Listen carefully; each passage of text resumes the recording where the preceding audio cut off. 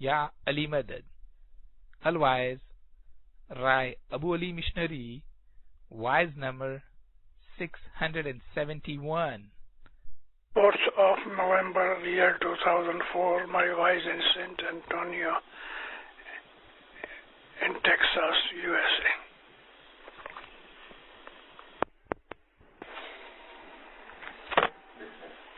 या अली मदद, सुखी आबाद रहो, मौला ईमान ज्यादा करे, ईमान की सलामती दे, रोजी कमाने में बरकत दे, दसबंदी बनाए, फरमान बरदार मोमन बनाए, नेक मुरादें पूरी करे, आपको देख कर खुश हुआ. है जी कहो रे जीवत में, है कहो रे जीवत में, किस कारण आया जी, ना की दी साहेब जीनी श्रेवा जी. है जी दुनिया नो लोभ जीवड़ो करवाने लागो जी, दुनिया ने लोभे भर में भूलो जी. हज़रत इमाम के सलात पढ़ा. ऐ मोमिनो, कभी आपने ये सोचा है, पीर पूछते हैं कि तुम दुनिया में क्यों आए हो?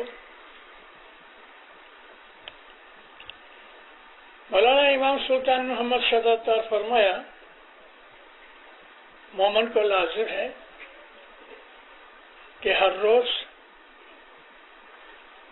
थोड़ा टाइम एकांत में बैठ के ये विचार करे कि मैं क्या हूँ, कौन हूँ, मुझे किसने पैदा किया, मेरा फर्ज क्या है. मौला फरमाया हर रोज नहीं बनता तो 8 दिन में एक दफा जरूर सोचा करो. मौला फरमाया अगर 8 दिन में नहीं बनता तो 15 दिन में जरूर एक दफा बैठ के अपनी जिंदगी का ख्याल करो. है जिंदारो, कोई आदमी कोलसे की कोठड़ी में जावे और सफेद सूट पहना होवे, कहीं न कहीं दाग लगेगा. शराब खाने के अंदर जावे, शराब नहीं पिए तो शराब की बू बास तो आएगी. कलयुग का जमाना है, गुनाहों से भरा हुआ है. मोमन को बहुत होशियार रहना चाहिए कि मैं ऐसा काम न करूं कि जो मेरे दीन के विरुद्ध है. मैं ऐसा काम न करूं कि मेरे मौला को नाराज हो जाने की जरूरत पड़े. ये दुनिया किसी की नहीं बनी, न राजा की न राख की. राख कहते हैं भिखारी को.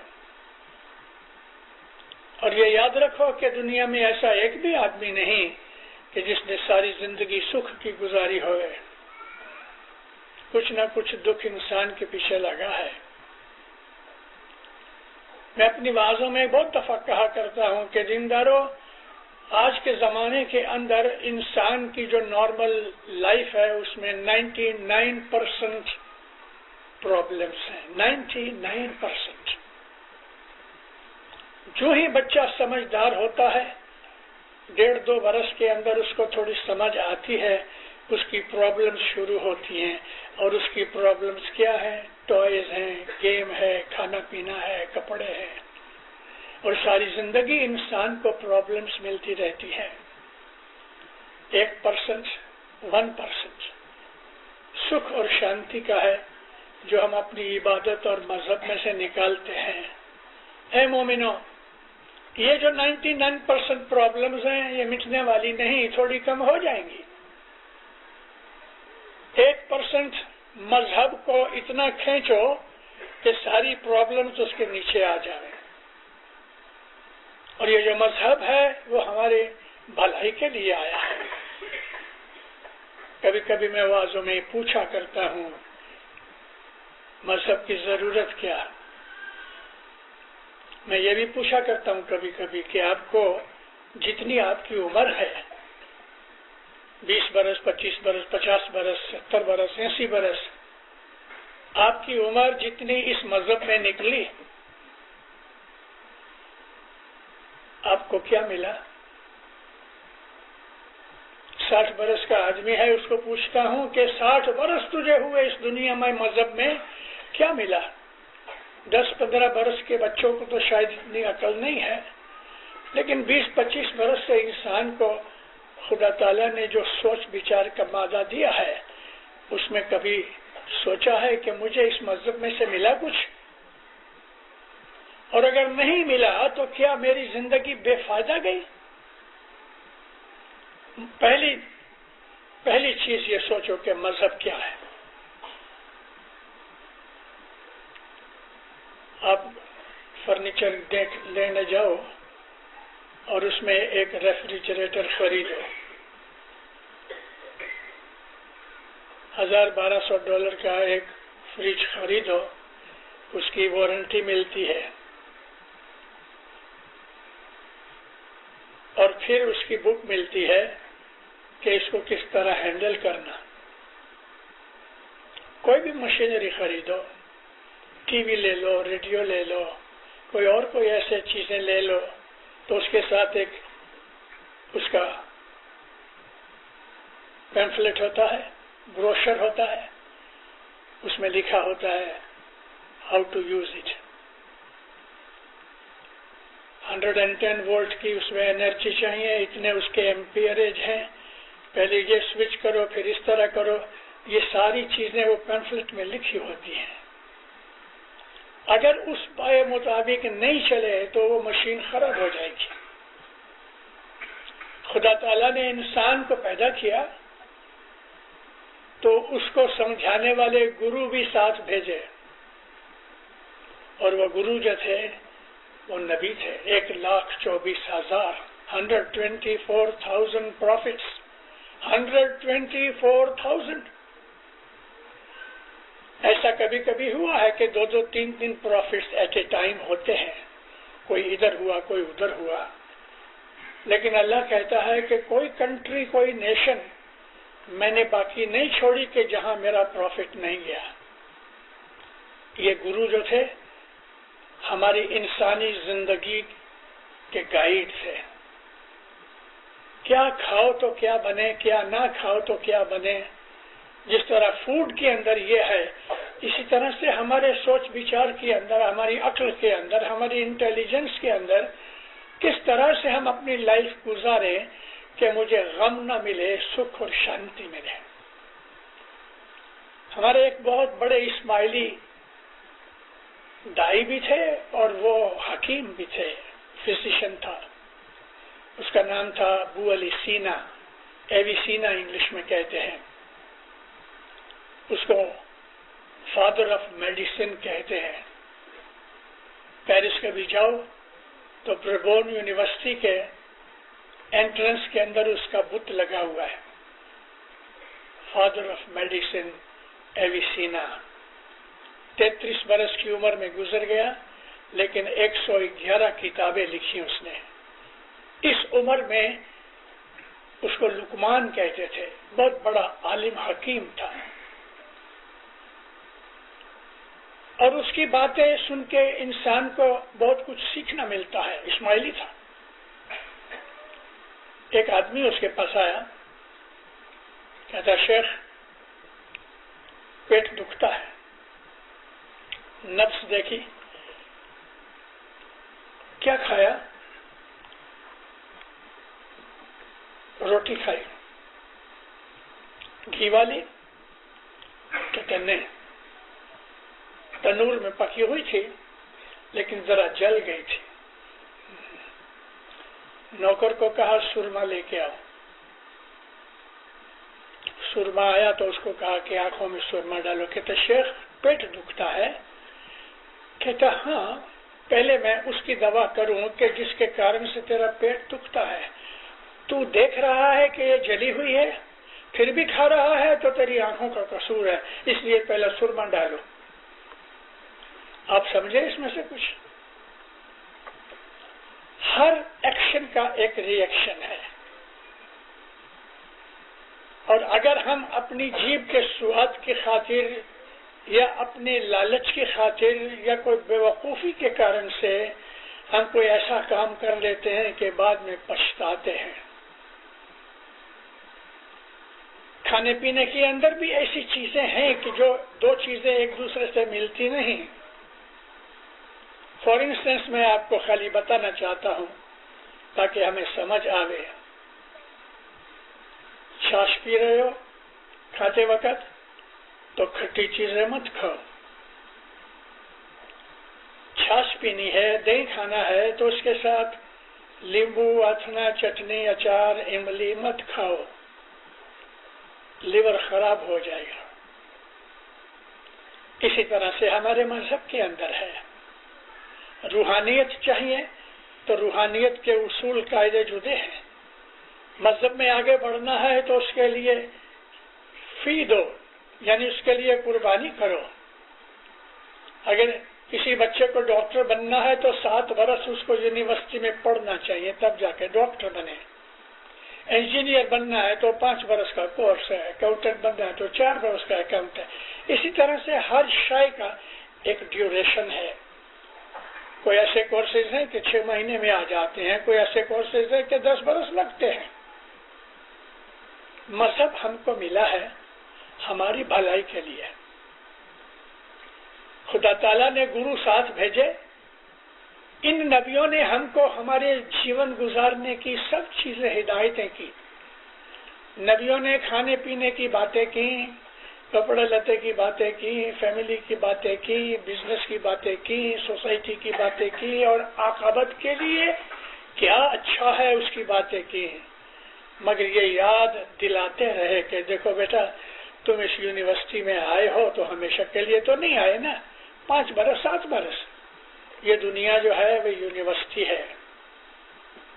इधर कोई आदमी 10 बरस जीता है, कोई 100 बरस जीता है, लेकिन आखिर मर जाता है। और मौत एक ऐसी चीज है कि वो लोग जो खुदा को नहीं मानते मौत को मानते हैं। उसको पूछो खुदा है तो बोला I don't believe in God. Are you going to die one day? Of course everyone has to die. Oh, मौत से कोई इनकार नहीं कर सकता। 1962 में मैं अपनी वाइफ के साथ उजुम्बुरा से कैरो गया। मैं वर्ल्ड ट्रिप के ऊपर जा रहा था। बेल्जियम एयरलाइन थी। शाम को 4 साढ़े 4 बजे हम उठे। घंटे 1.5 घंटे के बाद डार्क हो गया और उन्होंने अनाउंस किया कि हमको डिनर देंगे। उस वक्त वो जो DC-8 ये प्लेन था, छोटा था, 2 सीटें इस तरफ थी, 2 इस तरफ थी, बीच में पैसेज था एल। हम दोनों जब अनाउंसमेंट हुई, डार्क भी हो गया, हमने अपनी तस्बीहें निकाली और हमने दुआ पढ़ी। टाइम और भी था, दूसरी दुआ भी पढ़ ली। 1-2 तस्बीहें निकाली। डिनर आया, हम डिनर खाने लगे। डिनर पूरा हुआ। मेरी लेफ्ट साइड में आयल के उस तरफ एक आदमी हमको ऐसा करके देख रहा था, वॉच कर रहा था। राहत हुई तो कहता एक्सक्यूज मी सर। बोला यस। Were you praying? बोला yes. Do you believe in God? Yes. I don't believe in God. I said, well, it is your opinion. अब वो मेरे मुंह में उंगली डाल रहा था कि मैं कुछ बोलूं, और मेरे हाथ में तस्बीह थी। मैं अवॉइड करना चाहता था, लेकिन मुझे कहता है कि do you really think there is God? Maulana Imam Jafar Sadiq मुझे याद आ गए। मौलाना इमाम जाफर सादिक अलैहिस्सलाम फरमाते हैं कि जो खुदा को नहीं मानता उसके साथ कभी भी खुदा की डिस्कशन मत करो। वो खुदा को नहीं मानता तो तेरे को क्या मानेगा? तो इस हिसाब से मैं अवॉइड कर रहा था, मगर मुझे पूछने लगा कि do you really think that God is there? अब मैं जान छोड़ाना चाहता था। मैंने कहा are you going to die one day? कहता of course everyone has to die. इतना ईमान तो है कि मौत के ऊपर उसको यकीन है। ये यकीन खुदा का यकीन है। मैंने कहा are you going to die one day? Of course. मैंने कहा you don't believe in God? No, you don't believe now in God, but after death you find there was God, you had it. But if you believe in Him and after death you find that there was no God, you don't lose anything. Serious हो गया। आज खुदा को मान लो और मौत के बाद पता लगे कि खुदा नहीं है तो क्या हुआ? कोई नुकसान नहीं।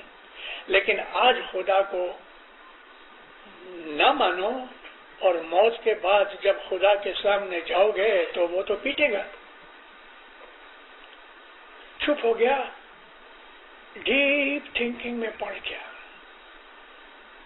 15-20 मिनट के बाद मुझे कहता है excuse me sir, you are perfectly right. You are perfectly right, sir. And I made a mistake. I think God must be worshipped. खुदा की इबादत करनी चाहिए। खुदा है। जो नहीं मानते वो नुकसान में है। जो नहीं मानते वो नुकसान में है। मैंने एक लेक्चर दिया था साउथ अफ्रीका की विट वाटर स्टैंड यूनिवर्सिटी में, जोहान्सबर्ग के। मैंने उनको कहा कि जो बिलीफ है इंसान का खुदा के अंदर, वो उसको बड़ा मदद करता है। और वो मदद इस तरह से करता है कि इंसान जो खुदा को मानता है अपने दुख में उसकी मदद चाहता है। ए मौला, ए खुदाया, ओ गॉड, ओ अल्लाह, ओ ईश्वर, whatever your faith is, मेरी मदद कर, मेरी मदद कर, प्लीज हेल्प मी। तो उसके अंदर जो साइकोलॉजी है उसको एक आशा होती है कि खुदा मेरी मदद करेगा। लेकिन जो आदमी नहीं मानता वो किसकी मदद मांगे? किसी की भी नहीं। वो फ्रस्ट्रेट होता है, अंदर अंदर मुंझाता है, किसको जाके कहे कि मेरी हेल्प कर। ईमान जो है वो इंसान को हेल्पफुल होता है, और जहां ईमान नहीं वहां पीर कहते हैं अंधेरा है, और हकीकतन अंधेरा है। खुदा ताला हर अपने बंदे की मदद करता है, रहमत करता है, रोजी देता है। इसमें सारी दुनिया के मजहबों को इकट्ठा करो, और मेरे मौला का करम है दीनदारों, मैं अपनी उम्र के अंदर दुनिया का कोई ऐसा मजहब बाकी नहीं कि जिसकी स्टडी नहीं की। मैं इन मजहबों को इसलिए पढ़ता रहा कि मेरा मजहब इनके सामने क्या है। मेरे हाथ में जो हीरा है वो इन दूसरे हीरों के सामने या कांच के सामने क्या कीमत रखता है। और हर दफा मुझे खुशी होती है, मेरे मजहब जैसा कोई मजहब नहीं है दुनिया और दीन के अंदर। इसमें हमें चीजें मिलती हैं। एक ऐसा मजहब बाकी रह गया था जिसको हम शिंटोइज्म कहते हैं जापान में। वो जापान के राजा को खुदा का अवतार मानते थे। मैं 63 में जापान गया शिंटो मजहब जानने के लिए।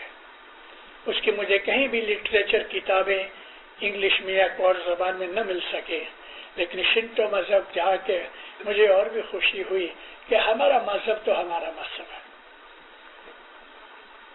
हमारे मजहब जैसा कोई मजहब नहीं। हमारा दीन इस्लाम है, मजहब इस्माइली है।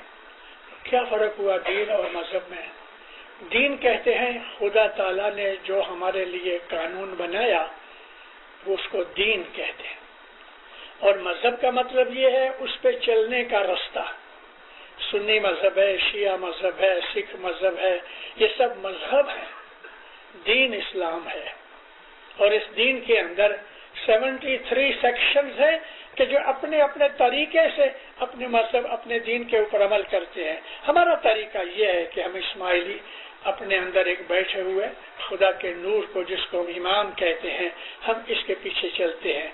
सारे जितने भी 72 दूसरे फिरके हैं इस्लाम के अंदर, उनमें कोई भी इमाम नहीं है। हाँ, मुल्ला मौलवी बहुत है, काजी मुल्ला बहुत है, लेकिन वो मुल्ला भी हमारी तरह के इंसान हैं। हमारे अंदर एक ही इस्माइली मजहब है दीन इस्लाम में कि जिसमें खुदा का नूर पर तक बैठा हुआ। पर तक मीन्स हम आंखों से देख सकते हैं, उसकी बातें सुनते हैं, अपनी बातें सुनाते हैं। ये 1-to-1 बेसिस के अंदर ये जो हमारे इस्माइली मजहब के अंदर है कहीं नहीं है। कुछ भी हमें दुनिया या दीन की दौरवनी गाइडेंस चाहिए तो मौला हमारे ऊपर बैठा है। ऐ मोमिनो, दिसंबर 64 में इस्माइली एसोसिएशन वर्ल्ड कॉन्फ्रेंस थी कराची में। हजर इमाम के 2 दिन बाकी थे उसके प्रोग्राम के, तो माँ बाप ने वो प्रोग्राम तोड़ के स्ट्रेट भाग के साथ यानी उड़ के नैरोबी आए। मैं उस वक्त दार es सलाम में रहता था। 1 घंटे की फ्लाइट है, मौला आवे तो हम रह ना सके। मैं भी नैरोबी आया, दीदार किया, मौला से मिले।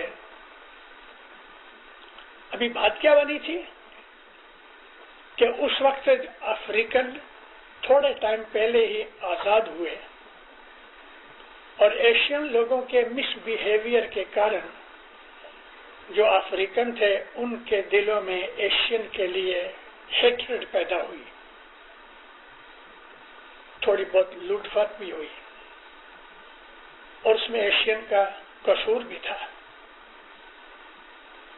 बहुत टेंशन पैदा हो गई।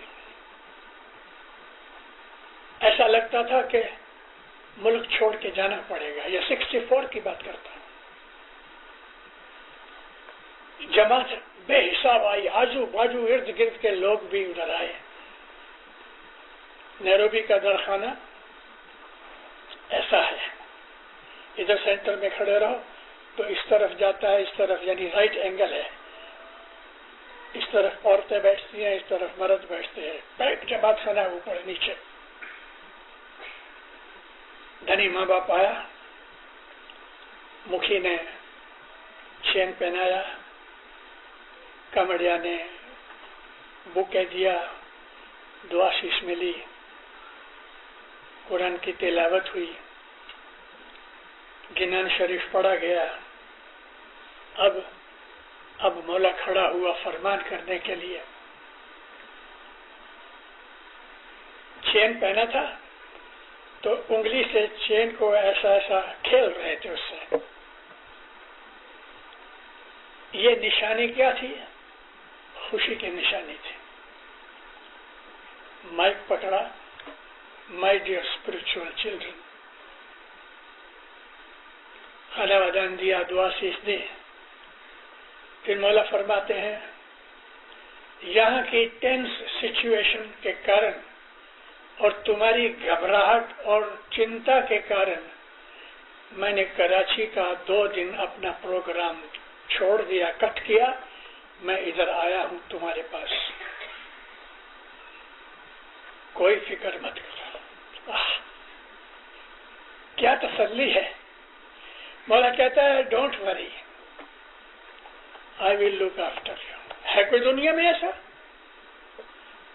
मौला कहता है फिक्र मत करो, मैं ही बैठा हूं, तुम्हारी चिंता करूंगा। जमात राहत में आ गई। माँ बाप कहते हैं अगर जरूरत पड़ी देश को छोड़ने की, मैं बंदोबस्त करूंगा। कभी जरूरत पड़ी, I will bring 100 aeroplanes to take you away and you know that I am capable. जरूरत पड़ेगी तो मैं 100 एरोप्लेन लेके आऊंगा, तुम सबको ले जाऊंगा, और तुमको पता है कि मैं कर सकता हूं। हाँ, बताओ मुझे, ऐसा है कोई दुनिया में गुरु के जो अपने मुरीदों को ये कह सके मैं बैठा हूं, तुम्हारी चिंता मैं करूंगा, तुम्हारे गम दुख मैं ले लेता हूं, जरूरत पड़ेगी तो मैं फ्लीट लेके आऊंगा एरोप्लेन का, तुमको ले जाऊंगा। शांति हो गई, चेहरों का गम निकल गया, दिल का दर्द मिट गया, स्टेबिलिटी आ गई जमात के अंदर, हालत ठीक हो गई। ये 1964 की बात है। 1972 में कितने बरस के बाद? 18 बरस के बाद, no सॉरी 6 और 4 8 बरस के बाद 1972 में एक उधर रावण पैदा हुआ। रावण, हाँ, कद भी रावण जैसा था और पर्सनैलिटी भी रावण जैसी थी। ईदी अमीन, युगांडा में रावण पैदा हुआ। सब एशियनों को उसने बहुत दुख दिया।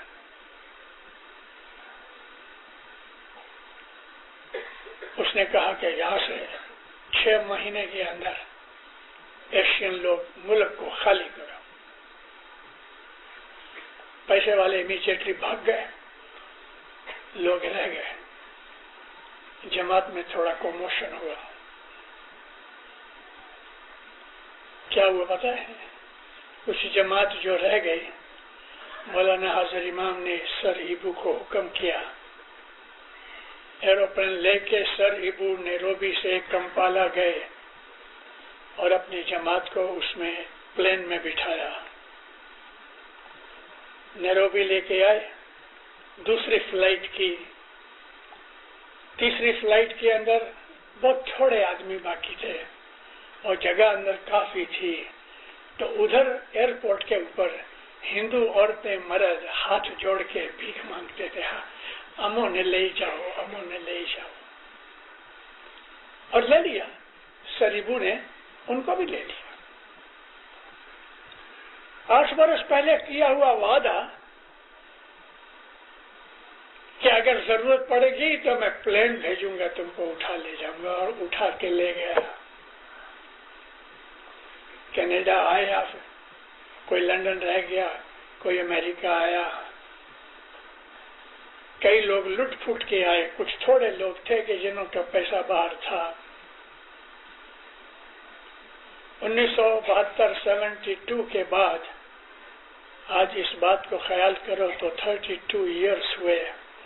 वो लुटे फूटे ईदी अमीन के निकाले हुए युगांडन इस्माइली आज इधर मर्सिडीज गाड़ी चलाते हैं, $1 मिलियन के मकान में रहते हैं। सब ऐसे नहीं है, लेकिन छोटा से छोटा आदमी उसके पास भी मकान है, गाड़ी है। आज आप लोग यहाँ बैठे हुए हो, आपका जन्म इधर तो नहीं हुआ, सिवा चंद बच्चों के। बाप दादा काठियावाड़ी थे, कच्छी थे, गुजराती थे। बाप दादा के पास खाना पीना नहीं था। हमारे बाप दादा परदादा के पास खाना पीना नहीं था। हमारी उस वक्त की जो नानियां दादियां थी, वो गाय बकरी का, भैंस का छेन सुखा के बर्तन के तौर पे यूज करते थे। कोलसे के पैसे नहीं थे।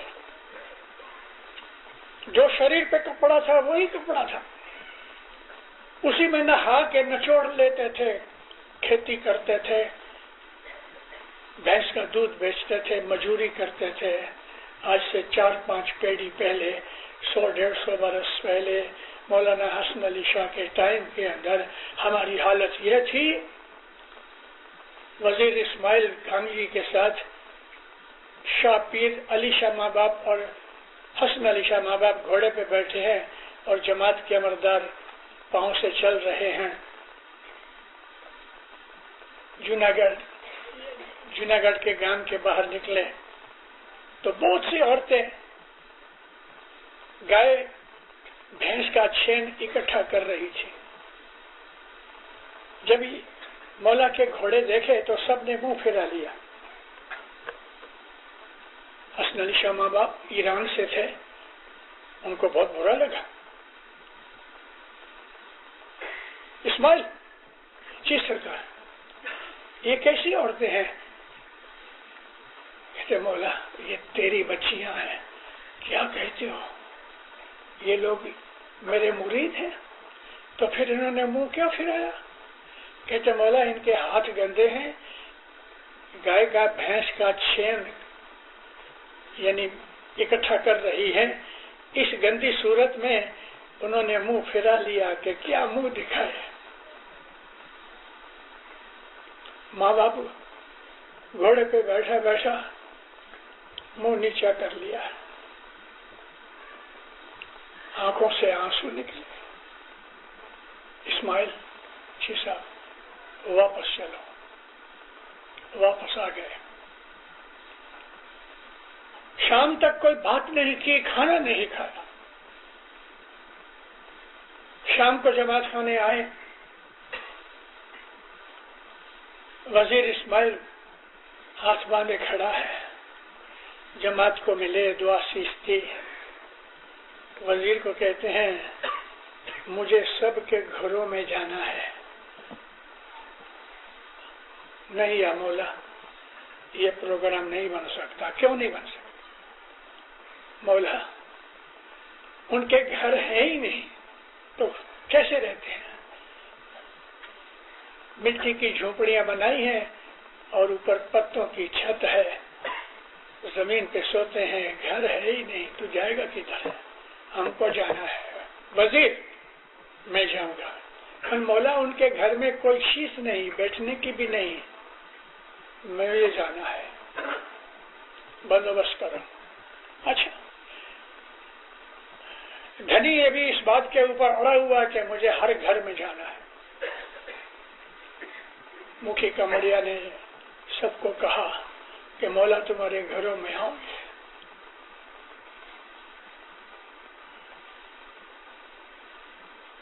किसकी ताकत है?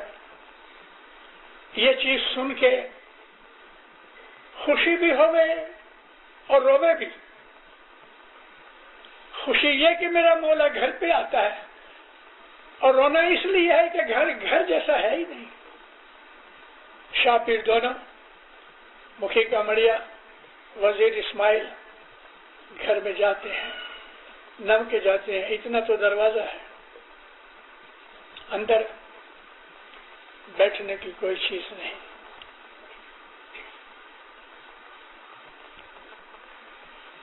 मौलाना सुल्तान अपने मौलाना हसन अली शाह माँ बाप शाही दबदबे में है, नूरी जामे में है, जमाने के इमाम है, दीनों दुनिया का बादशाह, वो झोपड़े में खड़ा है। लोग पांव में बैठे हैं।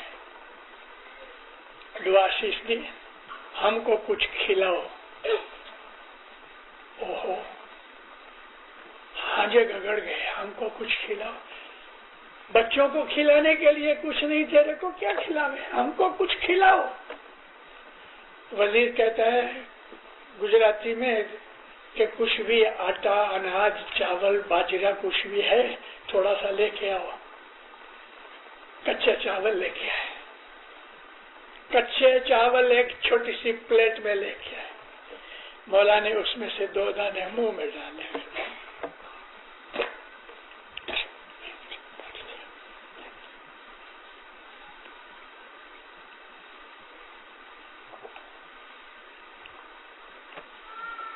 अली शाह माँ बाप ने खाए, दुआ दी। बहुत बरकत होगी। दूसरे घर में गए, उसको न्यूज मिल चुकी थी, थोड़ा सा बाजरा ले आए। किसी के घर में आटा था तो आटे की चुटकी मुंह में डाल दी। सबके घरों में जाके कच्चे चावल खाए, बाजरे कच्ची खाए, गेहूं कच्चा खाया, आटा कच्चा खाया, लेकिन सबके घर में गया। उनकी औलाद हम सब बैठे हैं यहाँ। ये उनकी औलाद है कि जिनके दादा परदादा ने कच्चे चावल खाए। ऐसा मजहब दुनिया में कहीं नहीं। उसकी दुआ आशीष ने आस्ता आस्ता आस्ता आस्ता बरकत देनी शुरू की, धंधे मिले। फिर ये बात है 1844-45 की। 25 बरस बाद 1870 में 1870 के साल में मौलाना हसन अली शाह और पीर अली शाह कच्छ गए। जैसी काठियावाड़ के अंदर गरीबी और जलालत की हालत थी जमात की, ऐसी ही खराब हालत कच्छ में थी। और काठियावाड़ में अच्छा है बहुत कुछ, लेकिन कच्छ तो रण ही रण है। हसन अली शाह माँ बाप कहते हैं, मेरे बच्चों, तुम में जो जवान लोग हैं ना, अफ्रीका जाओ। फिर तो मौला चले आए बॉम्बे में। 2-4 महीने के बाद 40 इस्माइली, उसमें एक 12 बरस का लड़का था। ये लोगों ने एक धो यानी उसमें स्टीमर नहीं होती, वो हवा से चलते हैं। इस ढो के अंदर बॉम्बे आए और कैप्टन ने कहा कि खाना पीना अपना ले लो, जो कुछ भी। यहाँ से हम जब जाएंगे तो ज़ंज़ीबार तक शायद 1 महीना लगे। गांव में आए, पता लगा कि हसन अली शाह माँ बाप आज दीदार देते हैं। सबको दूरों को बुलाया और इन सब ने वाड़ी में जाके दीदार किया। मौला ने देखा कि ये कच्ची लोग आए हैं, नजदीक बुलाया, बातें पूछी कि मौला हम ज़ंज़ीबार जाते हैं। इतना खुश हुआ मौला। हसन अली शाह माँ बाप इतना राज़ी हुआ, बहुत दुआएं दी और फरमाया जब भी वहां पहुंचो तो मुखी को मेरा मैसेज देना कि शाम की दुआ जो हम पहली दुआ पढ़ते हैं, उसके बाद 4 तस्बीहां निकाला करो, या अल्लाह, या वहाब, या अली, अल्लाहु समद। मुखी को कहना मेरा फरमान है 4 तस्बीहां दुआ के बाद निकाला करो, दिनों दुनिया में तुम्हारी आबादी होगी। ये लोग आए, मुखी ने तस्बीहां चालू की। 1870 में ये तस्बीहां चालू की, लेकिन 1905 में शाह सुल्तान मोहम्मद ने फरमान किया कि आज से ये तस्बीह शाम की दुआ के बाद नहीं, सुबह की दुआ के बाद पढ़ा करो। और आज हम 1905 से 99 ईयर्स हुए, हम ये तस्बीहां सुबह की दुआ के बाद पढ़ते हैं। इन तस्बीहों में अफ्रीका की जमात चढ़ती रही और इस 100 वर्ष के अंदर हिंदुस्तान पाकिस्तान की दूसरी जमातों से अफ्रीका की जमात ज्यादा एडवांस रही, एजुकेशन में भी, मजहब में भी। मैं ये हिस्ट्री इसलिए सुना रहा हूँ कि आपको पता लगे कि हमारा जो मालिक है वो रियली सच्चा मालिक है। दुनिया में भी हमारा हाथ पकड़ता है और आखिरत में भी हाथ पकड़ने का वादा किया है। 1945 में मौलाना सुल्तान मोहम्मद शाह मुंबासा आए। मुंबासा मुसलमानों ने साहब को एक रिसेप्शन दी। एक बड़ा सिनेमा था, वो सिनेमा के हॉल में कुछ लगभग 1200 जितने मुसलमान इकट्ठे हुए, इस्माइली भी थे। लीडर्स थे, अरब थे, मस्कती थे, इसनाशरी थे, सुन्नी थे, वहाबी थे, मुसलमानों के तमाम सेक्शन थे उधर। इमाम सुल्तान मोहम्मद शाह कहते हैं बिगिनिंग उसकी इस तरह है कि इस्लाम ये कहता है कि हम मरने के बाद अकाउंटेबल हैं, खुदा हमारा हिसाब मांगेगा। सबने हाँ की। खुदा तुमसे पूछेगा कि तुमने इस्लाम के लिए क्या किया, तो तुम क्या जवाब दोगे? सबकी गर्दनें नीचे। सुल्तान सेकंड टाइम रिपीट किया, मरने के बाद खुदा पूछेगा कि तुमने इस्लाम के लिए क्या किया। कोई ना बोला। तीसरी दफा फरमाते हैं कि जो इस्माइली लोग हैं उनकी तरफ से मैं जवाब दूंगा, तुम लोग क्या कहोगे? है किसी की ताकत ये कहे कि एक दो इस्माइली नहीं, लाखों करोड़ों इस्माइलियों की तरफ से मैं जवाब दूंगा। किसी की ताकत नहीं थी। सुन्नी, शिया, नशरी, मौलवी, मुल्ला, मौल सब लोग थे। क्रीम थी मुसलमान कौम की। उसमें यह कहता है कि मैं इस्माइलियों की तरफ से मैं जवाब दूंगा, तुम क्या कहोगे? कोई की जबान नहीं खुली। ये हमारे लिए बैठा है और वो सच्चा है। 1400 बरस से यही कहता चला आता है, मैं होल्डर ऑफ नूर इमामत हूं, अली नबी का मैं वारसदार हूं। 1400 बरस से चला। 1400 बरस तक झूठ नहीं चलता।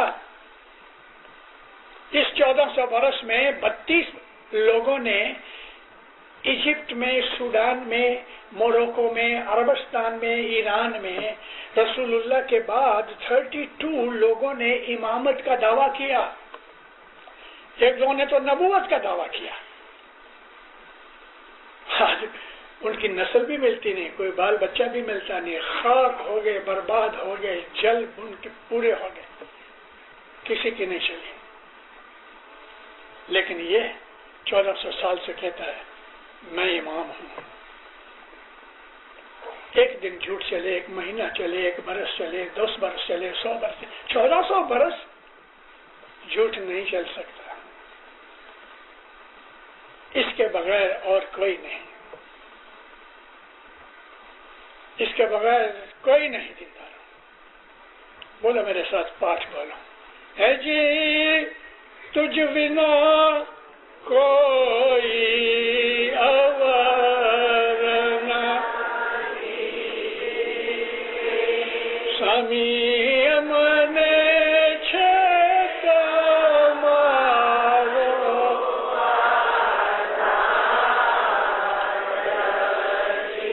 तुझ बिना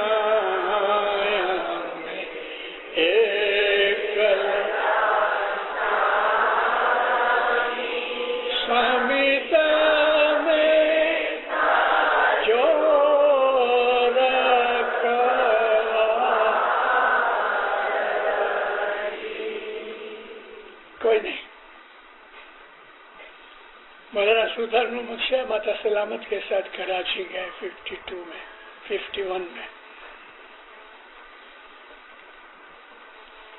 उस वक्त जूना खाना था खारा दर में, दरखाना, उसके पीछे हैरिस रोड है। हैरिस रोड के उधर सामने की साइड में शामियाना बांधा, जमात इधर आके बैठी। मुखी ने पूछा, खुदावंद शुरू करूं? हाँ। कुरान पढ़ा गया। एक लड़की 8-9 बरस की है, उसका गिनान का वारा था। लड़की गिनान बोल रही है, साहेब जी तू मोरे मन भावे। जब भी उसने पाठ शुरू किया, मौला बैठे थे, लकड़ी ऐसा बैठी थी, लकड़ी के ऊपर ऐसा वो लकड़ी का हथा है, उसके ऊपर ऐसा हाथ रख के मौला बैठे थे। लड़की बोल रही है, जे जे मांगू ते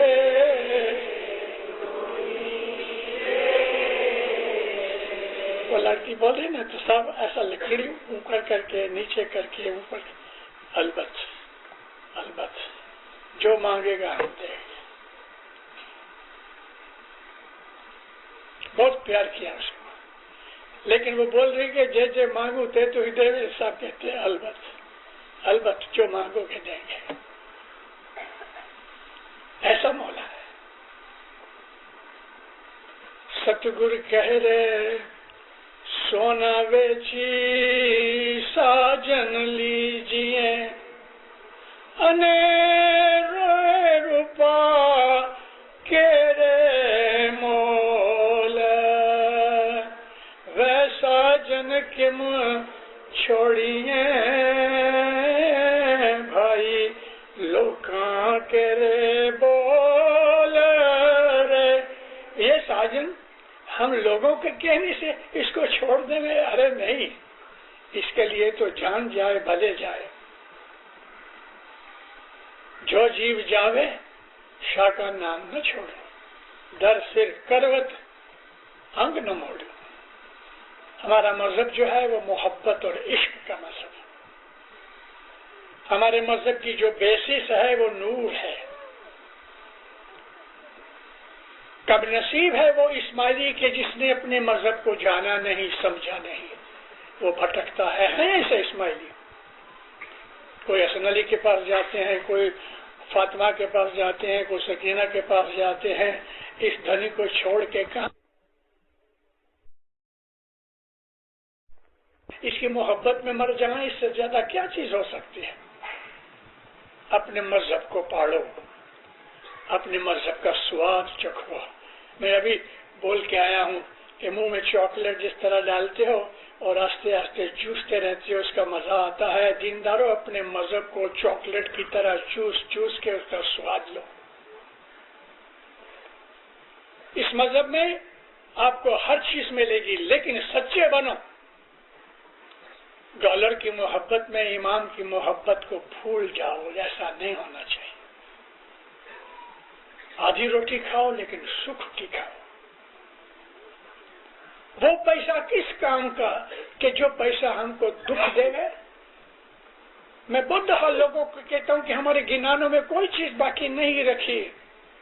इस अदर दिन कहते हैं ते सोनू गोल्ड सूसू पेरिए जेने सोने त्रुठे कान। वो सोना के कानों की बालियां कान को दुख देवे। वो सदर दिन कहते हैं ऐसा सोना किस काम का कि जेने सोने त्रुठे कान। वो डॉलर किस काम करके जो हमको मौला से दूर कर देवे। ये मजहब प्रेम का मजहब है। इस मजहब के अंदर दुनिया मिलती है, लेकिन पहली चीज ऊंचे में ऊंची चीज मौला की मोहब्बत और नूर है। अपनी रूहानी साइड को मजबूत करो, दुनिया में कभी दुखी नहीं बनोगे। लेकिन मजहब मजबूत होना चाहिए। हर जगह वो काम आएगा, हर जगह मदद करेगा। लोभ लालच मन मोह सो लगत है, दीन के रास और टले। जब ये लालच मन में आ जाता है, मोह ममता पैदा हो जाती है, तो आदमी दीन से हट जाता है, फिर दुखी होता है। मैंने फिर ये कहा, रिपीट करके कहता हूँ, आधी रोटी खाओ मगर सुख की खाओ। पैसे की मोहब्बत में अपना मजहब मत भूल जाओ। आपके अंदर इधर मैं जमात खाने में एंटर हुआ हूँ, मुझे फीलिंग अच्छी नहीं आई। स्पिरिचुअली आप लोग कमजोर हो हैं। आपके अंदर अल्हम्दुलिल्लाह इबादत वाली बाइयां हैं, इबादत वाले मर्द हैं। मैं हिसाब करना नहीं चाहता और मैं कहना भी नहीं चाहता, लेकिन मेजॉरिटी आप लोग अपने मजहब के ऊपर मजबूत नहीं हो। ए मोमिनो, मैं आपको जगाने आया हूं। मैं आपको जगाने आया हूं। कल मैं एक बात करते करते रो पड़ा। मौलाना सुल्तान मोहम्मद शाह कपूरथला आए, 1945 में। कपूरथला पंजाब में एक सिख की स्टेट है और वो मौला का आशिक समझ लो ऐसा। डायमंड जुबली का टाइम था तो मौला को आजिज़ी करके अपनी स्टेट में ले गया, कपूरथला स्टेट में गया। मौला ने जमात को कहा कि इधर आओ। 8-10 हजार इस्माइली जमात के, पंजाब जमात के, फ्रंटियर जमात के कपूरथला गए। राजा ने डोंडी पिटवाई, यानी अनाउंस कराया कि नामदार आगा खान के जो मुरीद हैं वो इधर उनके धर्म गुरु को मिलने आते हैं। ये ऐलान किया जाता है राजा की तरफ से कि वो आपकी दुकान के ऊपर से कुछ भी खाए पिए, उनसे पैसे नहीं लेना और उसका हिसाब आप राजा की तिजोरी में से। राजा कहता है वो पैसे मैं दूंगा। 10,000 आदमी कहीं जावे, मेरे को लस्सी पीनी है, और खुशी से कितने पैसे, ये तो राजा की तरफ से 10,000 आदमियों को राजा ने खाना खिलाया। मौला आए जमात में, बैठे हैं, लोग देख रहे हैं, एक एक की आंख में आंख मिला के मौला देख रहा है। बोला कुछ नहीं, चुप रहा। पहले आके दुआ शीश दी, लेकिन बाद में मौला सबके साथ आंखें मिलाए।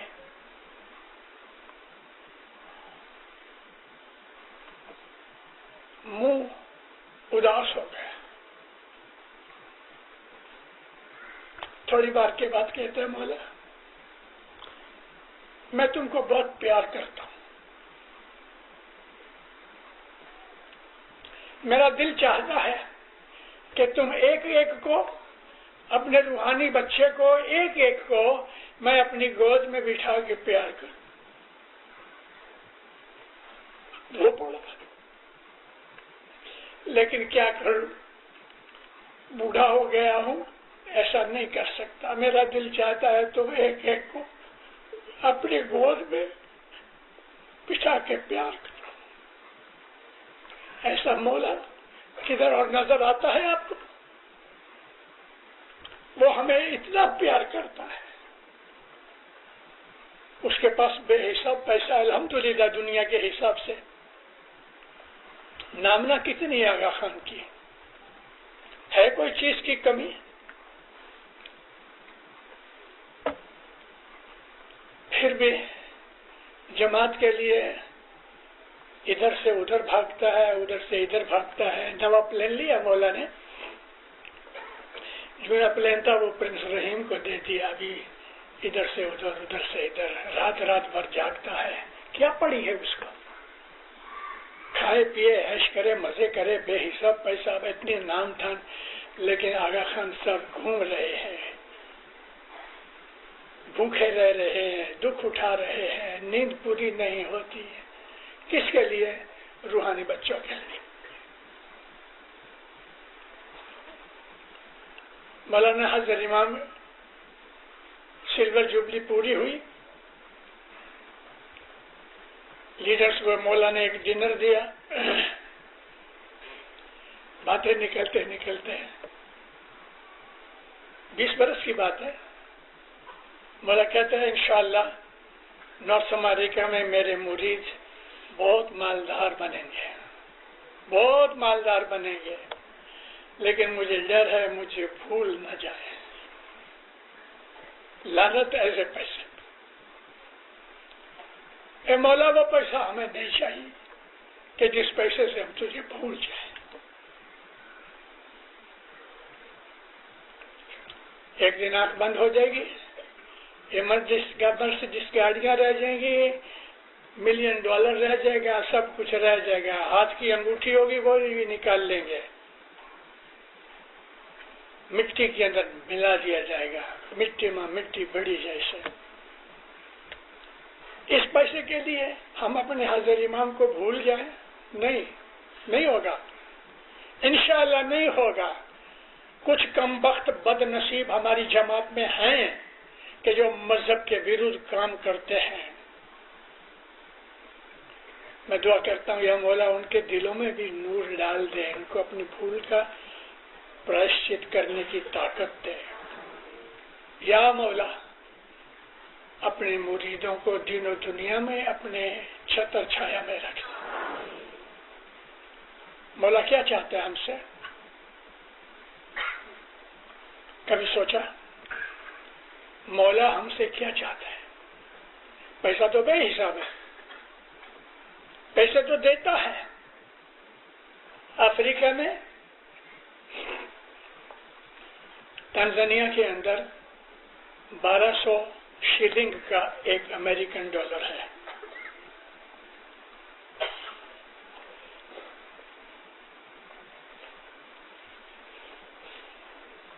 केनिया में 80 शिलिंग का एक डॉलर है।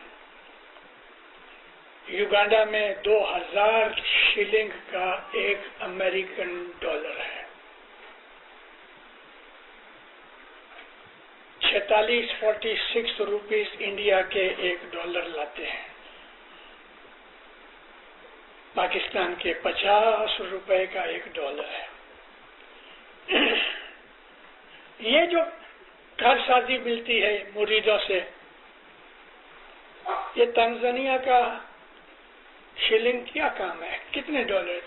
1200 शिलिंग का एक डॉलर क्या करेगा? मौला खीसे से उधर पैसे देते हैं काउंसिलों को और दूसरी ग्रांट्स काम चलाने के लिए, रिपेयर के लिए जमात खाने बनते हैं। मौला के खीसे से पैसे जाते हैं। उसके पास पैसा बहुत है। हम उसको सुल्तान मोहम्मद शाह के शब्द बोलूं, मौलाना सुल्तान मोहम्मद शाह फरमाया, सारे हिंदुस्तान की जितनी भी कारसाजी तुम मुझे देते हो, मेरे 1 घंटे का खर्च है। 1 घंटे का आज करोड़ों के हिसाब से ग्रांट दे रहा है। हमको लाभ देने के लिए हमारे अमेरिकन या कैनेडियन डॉलर हाजिर इमाम कबूल करता है और ये डॉलर उधर खर्च होते हैं हमको फायदा देने के लिए, और उसका बदला हमको मिलता है। इधर जमात बहुत बढ़ेगी, संख्या में इतनी नहीं बढ़ेगी, लेकिन माल में बहुत बढ़ेगी। मालदार बनोगे, बहुत मालदार बनोगे। मगर याद रखो दीनदारों, एक आदमी चलते चलते गिर पड़े, थोड़ी चोट लगती है। बाइसिकल चलते चलते गिर पड़े तो ज्यादा चोट लगती है। मोटरसाइकिल के ऊपर चढ़े तो हाथ पांव टूट जाते हैं। लेकिन एरोप्लेन के अंदर अगर एक्सीडेंट हो गया तो मामला गया, कब्र में चला गया।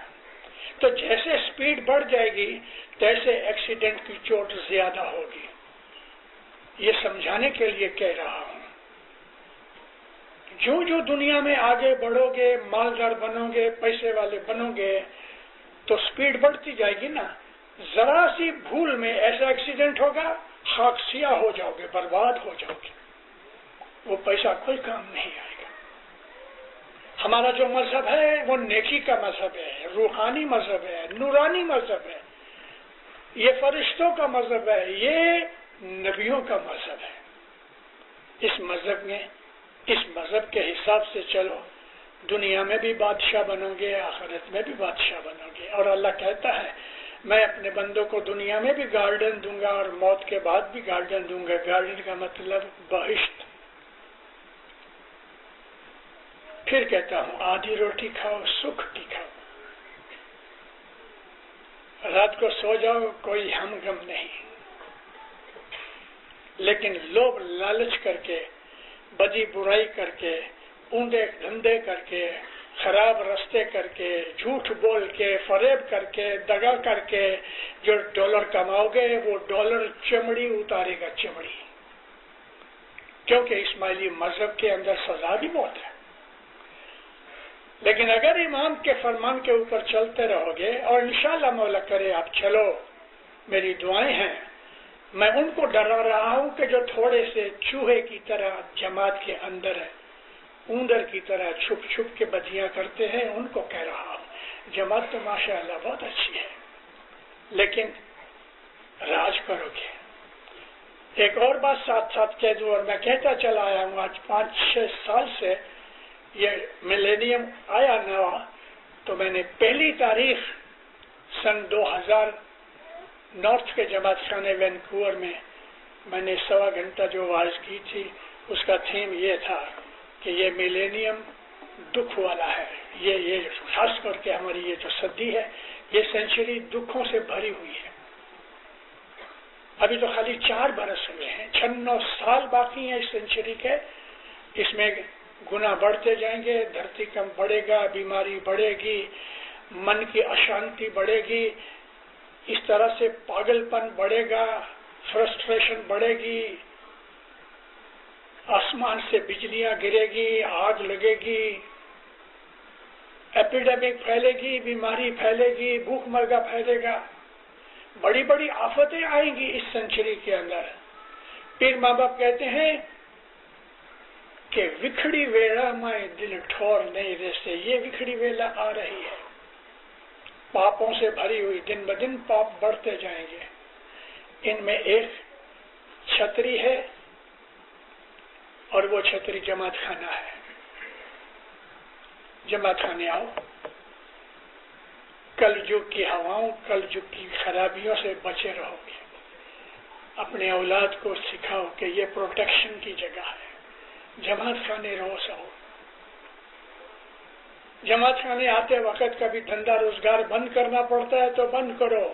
सिर्फ जॉब करने वालों को इमाम ने कहा है, ओके तुम्हारे सेठ की तो तुम तनख्वाह खाते हो तो भले, या वो बच्चे के जो शाम के वक्त इतने प्रस्त हैं अपने लेसन के अंदर, ओके, लेकिन खाने रोज आओ, रोज जमात खाने रोज आओ। कभी देर से आते हो तो देर से आओ। कोई बहुत सख्त काम है तो पहली दुआ पढ़ के चले जाओ, लेकिन जमात खाने आओ। इधर आके सजदा करो, उसको कहो मौला मैं आया हूँ, मेरा सलाम है। दिन और दुनिया में सुखी रहोगे, आबाद रहोगे, तंदुरुस्त रहोगे। मौला दीन में दुनिया में आपकी नियामतें देवे, रहमतें देवे, बरकतें देवे, आपकी हर नेक उम्मीद पूरी करे, आपके दुश्मन दफा करे, मौला किसी का मोहताज न करे। मौला दीन और दुनिया के अंदर आपका हाथ पकड़ के रखे, इस तरह रखे कि जैसे माँ की गोद में दूध पीता बच्चा बैठा है, इस तरह मौला आपको रखे। सुखी आबाद रहो।